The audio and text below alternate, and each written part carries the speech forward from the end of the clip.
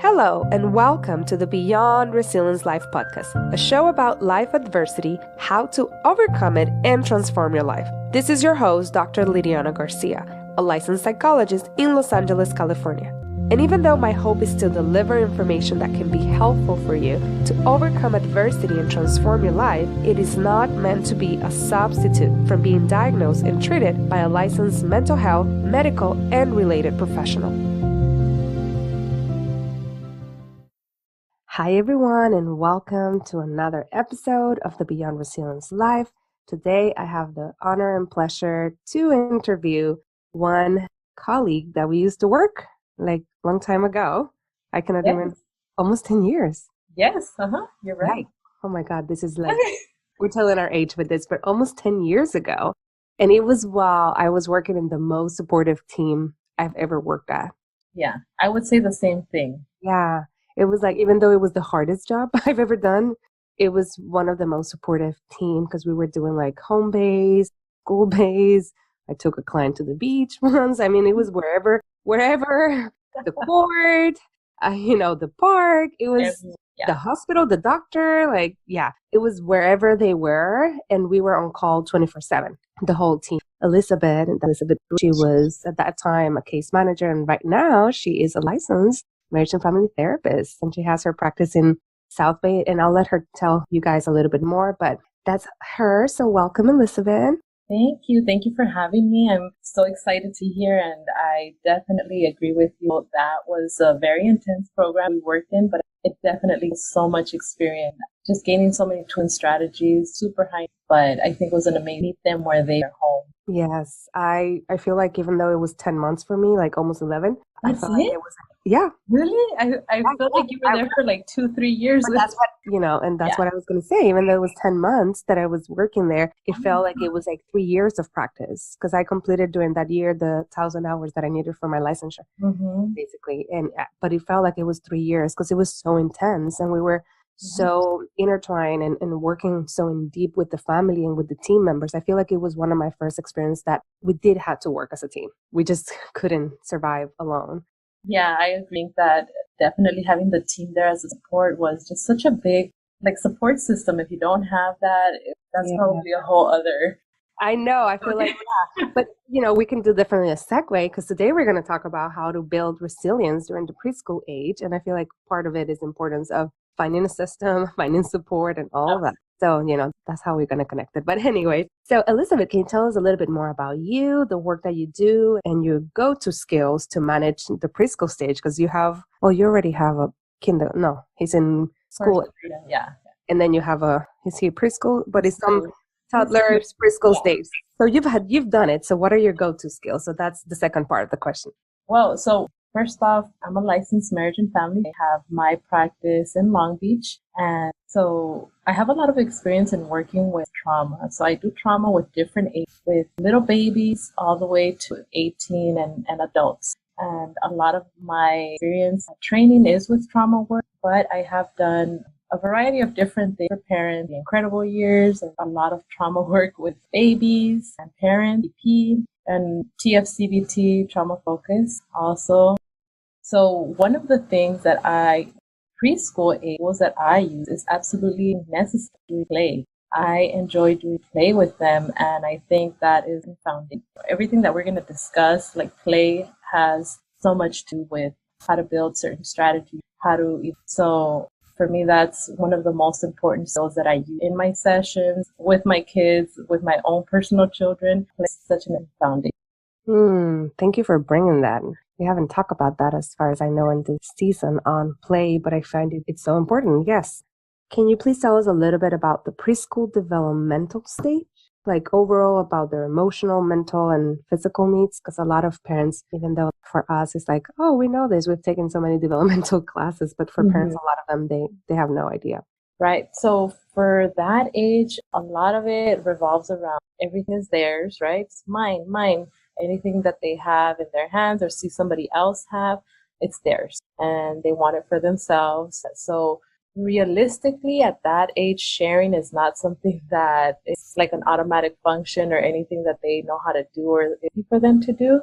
So that's one of the things. It's very common for them to have tantrums at that age too, because they are still learning and haven't built a coping strategy at that time. So a lot of tantrum at that age. And everything is a learning mix because they are like sponges where they're obtaining every information that they see around them, the environment around them, what they're experiencing. So everything is very much learning.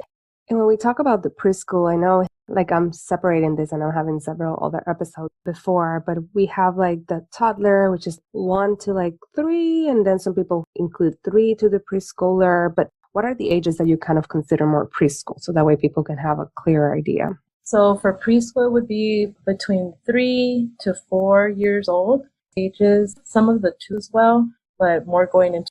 Okay, good to know. And then after 4, what do we call them? I have no idea. School age. Oh, school age. Okay, so my son is school age. I've been calling him preschool. I was calling him toddler until recently. I'm like, oh God, yeah. But it's interesting because every stage there's definitely a big change in many different things.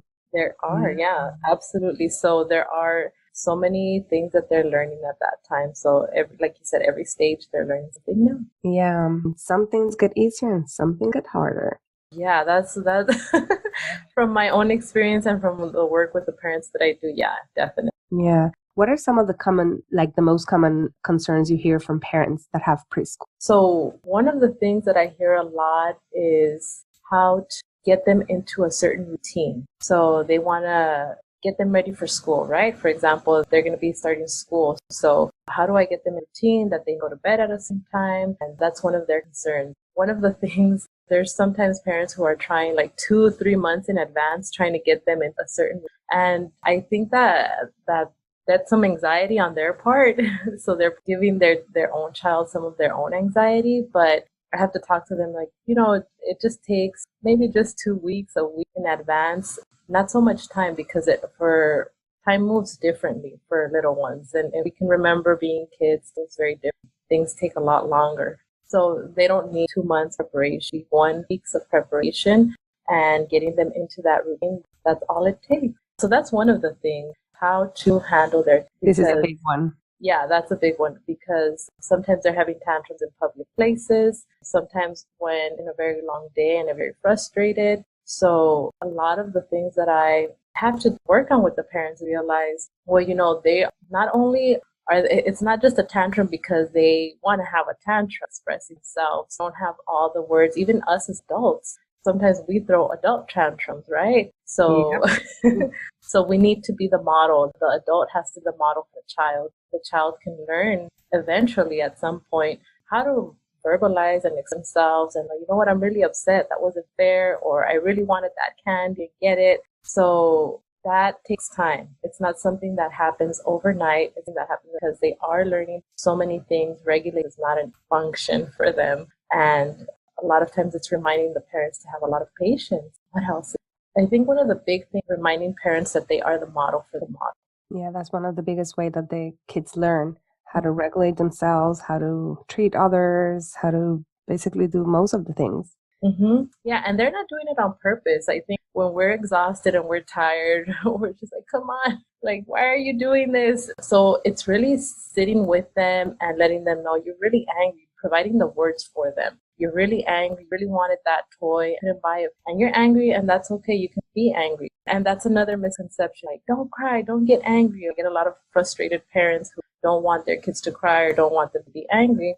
But that's a normal human. We all have emotions, and even negative emotions are okay experience. So letting the child know it's okay. Yeah, you're angry, and we all get angry sometimes too. And I'm sorry, you won't be able to get the toy right now, but I can allow you to feel angry. And that's one of the hardest one because if as an adult you have been avoiding your emotions and you cannot even manage or tolerate anger or frustration, right, then it's going to be way harder to actually model it to your children of being okay with that emotion. So sitting with it and allowing, you're right. Especially as I was talking with you all, the audience, in terms of how to also see it from that reparenting. Because when you have that little one, that preschooler that is doing these things, that is just experiencing emotion in a very intense way, it can trigger us, or it can trigger how we were not necessarily neglected, but maybe how our parents were like cállate, or like don't talk, or like go over there, and like don't cry, or all those kind of things. So then it could be a moment that we might feel like we're back into that time. Exactly. Yeah, it definitely triggers it's a lot of the work. This is why I enjoy child parent psychotherapy. It does allow you to talk to the parent, process on traumas, but that does come up a lot with the parents where sometimes they don't see it and they don't realize that it has to do with their own trauma. But once we process it, they're more Yes. aware. Okay, that is my trigger. And that word is so important throughout the 0 to 5 attunement. Yeah. Mm-hmm. And by doing this, we're helping them to Mm-hmm. actually be able to then regulate them. So it's so important. Mm-hmm. Yes. What are some of the ways parents can instill resilience in preschool? So it's absolutely important to have even at least one adult that's supportive of a child.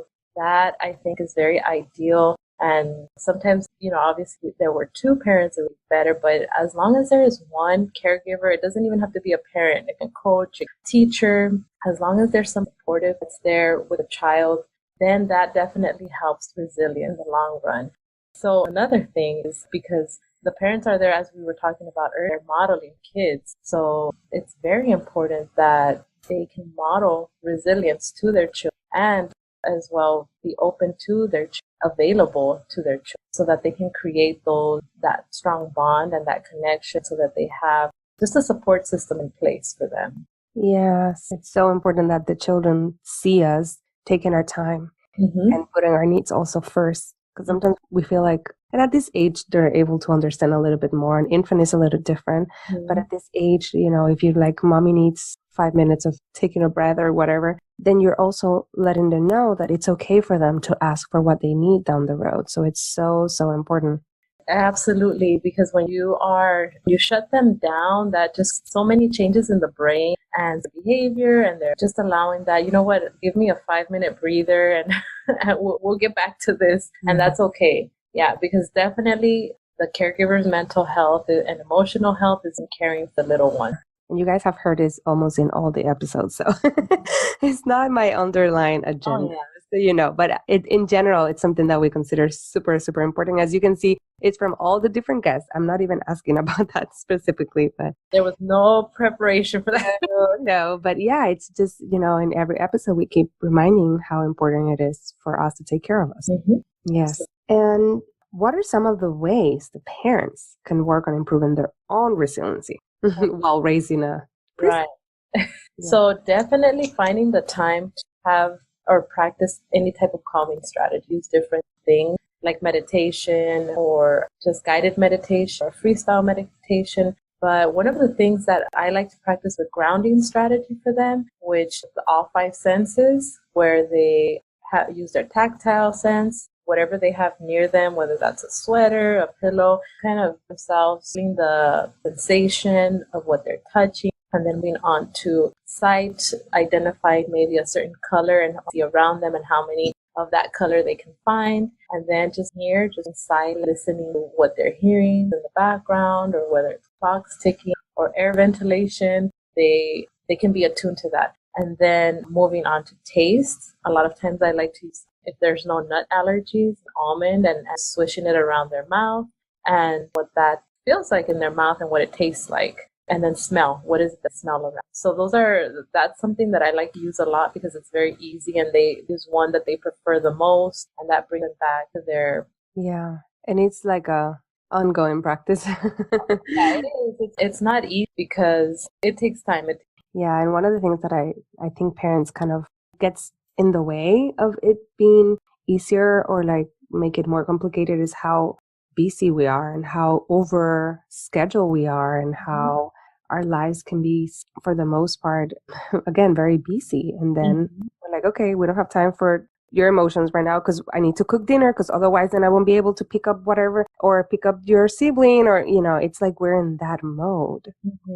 Yeah, and they also have to remember they're modeling. All of this goes back to that. They are modeling for their children. So if they're bringing out any stressful feelings, their child is definitely pick up on that, or any frustration, anything. Their child's going to pick up on that, and they're going to they don't have the words to express it, and it's going to come out in their behavior is what we're doing. And something else that we forget is that children are also experiencing stress. Like my son started preschool around 3, and I remember in the evenings it would be like a little meltdown, and I'm like, first it was like and then it dawned on me like he was like for almost 7-8 hours in that school setting, even though it was a small school setting and all that, but it was still too much for him. Yeah. He was like, and with all these other children also experiencing all these emotions, so he would come home and have like a little meltdown of like that was his way of releasing it. Mm-hmm. Yeah, and I think another thing is for parents, there's some parents who are just so hard on themselves and unforgiving of, any mistake that they make. And you know what? We all make mistakes. Nobody is perfect. I make my own mistakes probably on a daily basis. I'm not perfect, but I recognize them and I say to myself, okay, I'm going to try to do better next time. I don't want it, but absolutely perfection does not exist. So that's another thing that I talk to them about and remind them that it's just something that you grow to make changes. Can you give an example of a repair? Because sometimes we know we say this to parents, but I wonder if sometimes we need like an example. So what would be something that they can say when they make a mistake or something? Oh, okay. So absolutely being open to it. Mommy was mad, he yelled, and that was not okay. And I could tell that it scared you or that you're really upset after Mom yelled. Next time I'm going to try better not to yell. And I'm so sorry for having done that. So that would be an example, very simple. Very simple and very short, because sometimes we go into like, oh my God, I'm so, and then it becomes like, now they have to take care of us. You go into, Yes. So I love that it was very simple, straight to the point, apologizing, validating their feelings, recognizing that they didn't have any fault in it, and that's it. And, and that many people might be like, oh, I'm saying apologizing a lot. This is so important because this lets children know that they're seen, that they're heard, that they matter. Absolutely. Yeah. And you're modeling for them that it's okay to apologize. Yes. Thanks for bringing that back. Yes, we're always modeling everything, and we want them to apologize down the road when they make mistakes. So, and a lot of parents complain like, my son is not taking responsibility. Yes. Yeah. What are some of the resources that can help parents navigate this stage, like any book or any website? Yeah, so one of the websites that I think is one of my go-tos for that is called the Center for the Developing Child from Harvard University. And they have resources in a ton of different languages. They have their Spanish and other languages as well. But they talk about play. They talk about the importance of two-way communication from baby to young children. So it goes to different levels as well. So I think that is amazing. Thank you. I didn't even know. Okay, great. And where can people find you? I know you have a practice in Long Beach, but where can people find your services and contact you?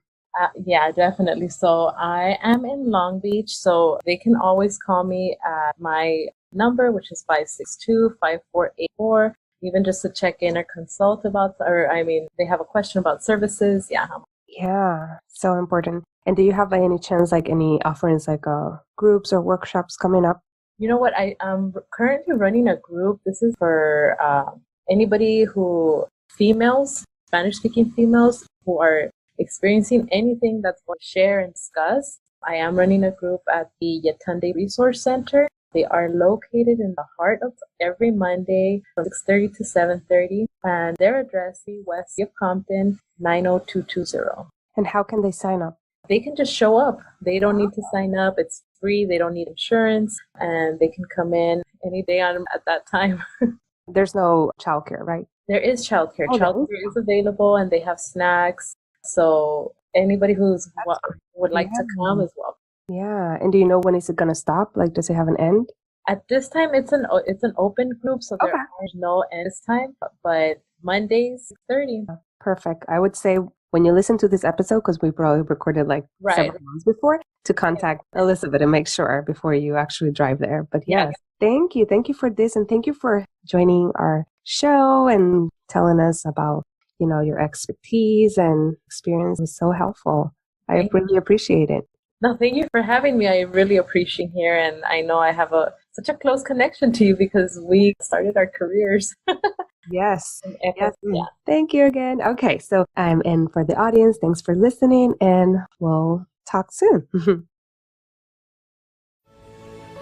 Thank you so much for listening to the Beyond Resilience Life podcast. I'm so happy to have you here. If you like this episode, please make sure to review it and comment on it and share it with your friends and family. Until next time.